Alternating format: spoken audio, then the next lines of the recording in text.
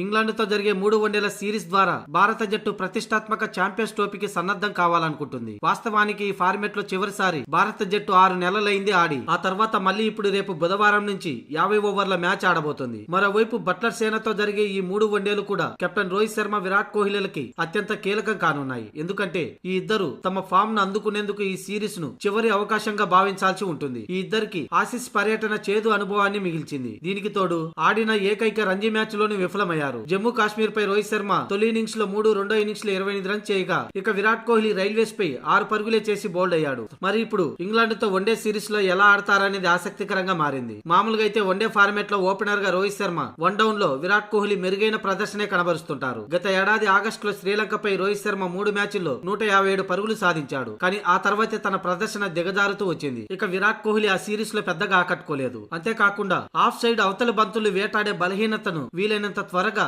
విరాట్ కోహ్లీ అధిగమించాలి. మొత్తానికి ఇంగ్లాండ్ తో 3 వన్డేల సిరీస్ లో రోహిత్, విరాట్ కోహ్లీ స్థాయికి తగ్గట్లు ఆడితే భారత్ కు విజయ అవకాశాలు ఉంటాయి. అంతేకాకుండా ఛాంపియన్స్ ట్రోఫీలో విజేతగా నిలవాలంటే వీరిద్దరూ ఫామ్ అందుకుంటేనే